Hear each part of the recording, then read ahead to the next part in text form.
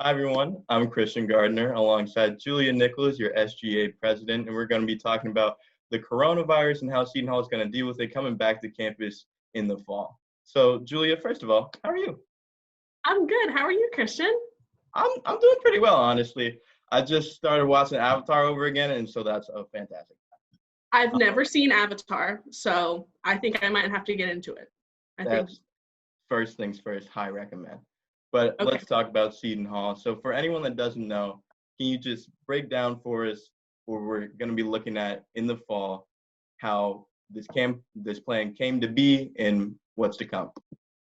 Yeah, absolutely. So essentially what happened and kind of some reasoning behind the process is myself and the GMA president and the SAB president, we have seats on what we call the HICT committee, which is the Health Intervention and Communication team. So together on this committee, we essentially formulated a plan similar to the one that was released, and then that was passed along to the executive committee, which is like the provost, the different like vice presidents, and then it was passed by the Board of Regents, and then that's when you see information released by the president declaring what was going to happen in the fall of 2020.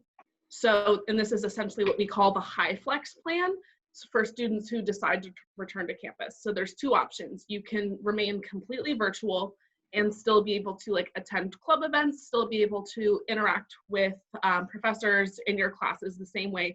And this is a great option, say if you have potentially like a high risk family member, if you are an international student and do not feel comfortable returning to campus. Really, you don't have to have a specific reason. It's an option for you as a student. You also have the option to return to campus. And this can be even if you're a commuter as well, anyone has this option, same for both. But you will have to kind of go by this high flex plan, which essentially is kind of a combination of in-person learning, but also social distancing measures to accommodate people coming back. So for different classes, everyone is allowed to be on campus no matter what?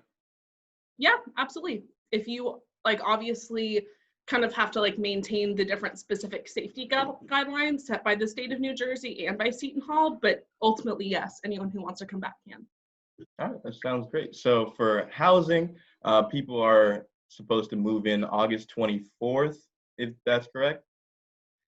That is, I believe, the first day of classes. So we're going to be releasing the like move-in plan shortly. Okay. For housing and things like that, there's a lot of people that are still on the wait list and trying to figure things out like that. So how would this new housing plan affect that at all? Are people still gonna, with this school being such a high, overly populated kind of school with so many bigger classes coming in year after year, how will the school deal with that? Trying to be giving the safest measures while also getting people accommodated to live on campus. So this could result in a couple of different things. So the school definitely partners with the state of New Jersey and what kind of they regulate in terms of how many people to a certain like living space, because Governor Phil Murphy will kind of set parameters for universities, especially in the coming months. So in conjunction with whatever regulations are set there, like for example, this could limit one person per dorm space, which obviously then could decrease the amount of students per area. But that's not something that's set in stone, just kind of to give you an idea.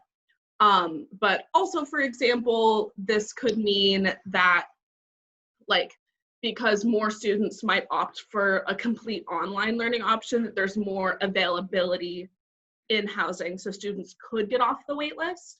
But it's really kind of variable at this moment in time. But Housing and Residence Life is super accessible, and you can always contact them directly if you're having concerns. Okay. For in this past semester, we saw students get a lot of refunds for not being on campus and moving on to online learning. Will we see any like reduce in financial plans and for tuition, meal plans, or housing at all? At this point, no. So considering that Seton Hall is still providing those resources to students regardless, ultimately can't give students their money back. Obviously, like, this is an extremely difficult situation for everyone involved. I think students and their families are in a huge financial hardship right now. I think everyone is experiencing that.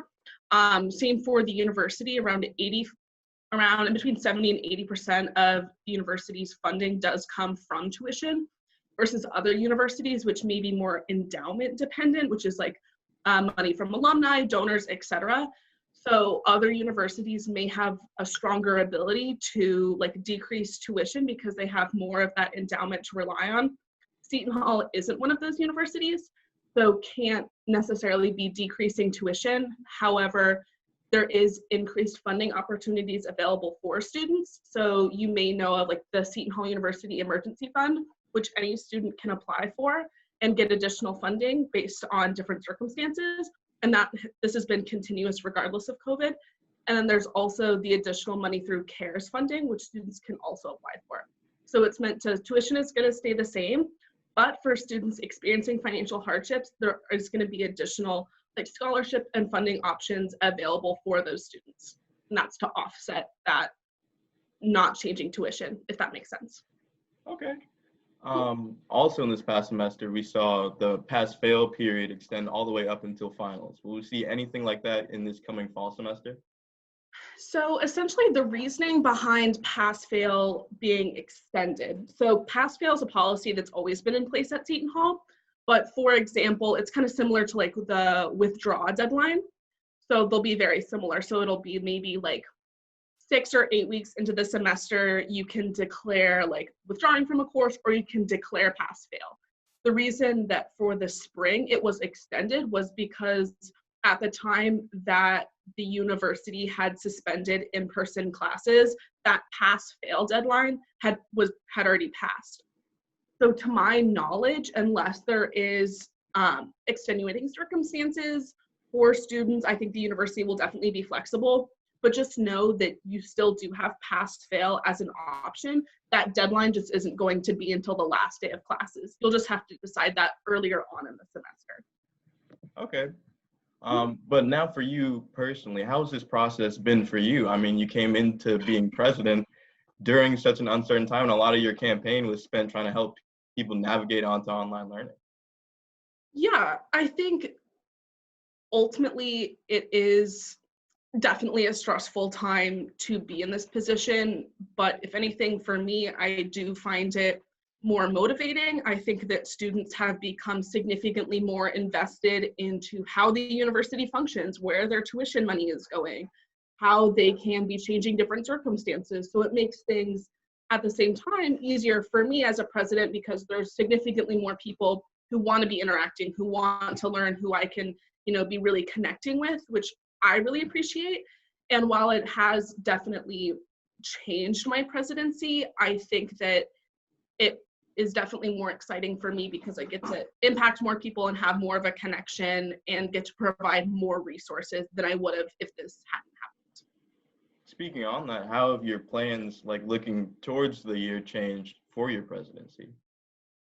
I'd say, aside from the goals that I've planned, obviously COVID and making sure that students are aware of resources is definitely at the top of my priorities list.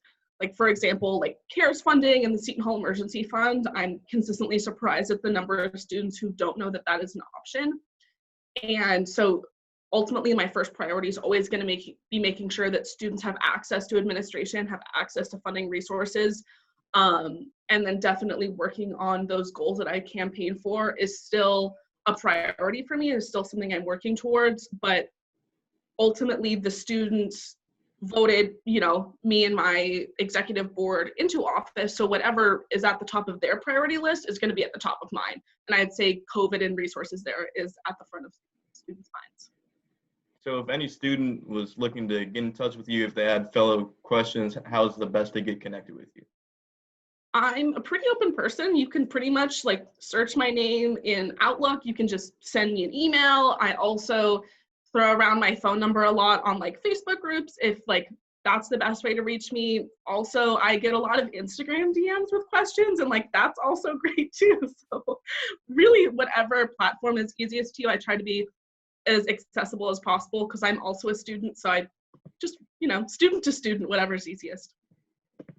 Well, now, so we know the plan is the classes start August 24th and we'll leave late November and take finals at home.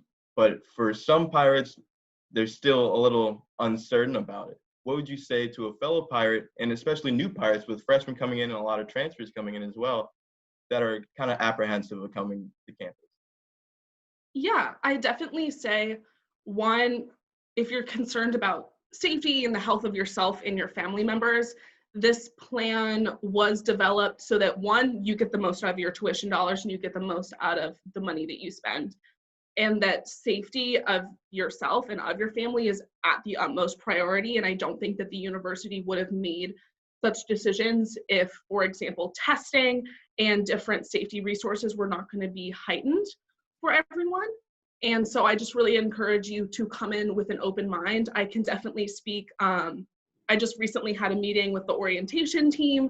So we're going to have a ton of really cool events planned for the summer. So whether that's connecting people with like common groups. So for example, one that is coming up is if you want to spend time exploring New York City, if that's an option, like you can connect with fellow students. If you're interested in like singing and have a love for like show choir, that you can connect with other students virtually, of course. So that way, when you come to campus in the fall, you still feel connected. So we're going to make sure that, yes, we may be physically distant, but I encourage everyone, you're not going to be socially distant from meeting new people, from interacting with your peers, and for really making the best out of the situation, because it's just that physical distancing part. It's not going to be social. We still want you to be laughing and having all of those, like amazing, fun college memories, and we still want to build on those. So don't worry, it's still going to happen. Well, thank you. Is there anything else you would like to add? I just definitely want to add, if you have specific questions or concerns that are like specific to your own situation, to definitely reach out. If you don't know who in administration to talk to about your concerns, I can definitely point you in the right direction, and that ultimately we are going to get through this together as a university, as a community, and come out on the other side stronger. I know the university is fixing a lot of different organizational processes that we didn't even know were there, and trying to go forward and really better ourselves as a community. And I think that that's a really big bright side to come out of this. So we're going to be, better, stronger, and closer as a community. Oh, thank you. Lastly, what have you been keeping up with during this quarantine time? So definitely have rewatched Outer Banks at least 3 or 4 times. John B. may be my future husband. I'm not saying anything, but just saying. In addition to just keeping up with emails, trying to spend some time outside. But yeah, John B., I'm coming for you. Well, thank you so much for being with us and giving us that necessary information. Thank you so much. Of course. Yeah, thank you so much, Christian. Our SGA President Julia Nicolls.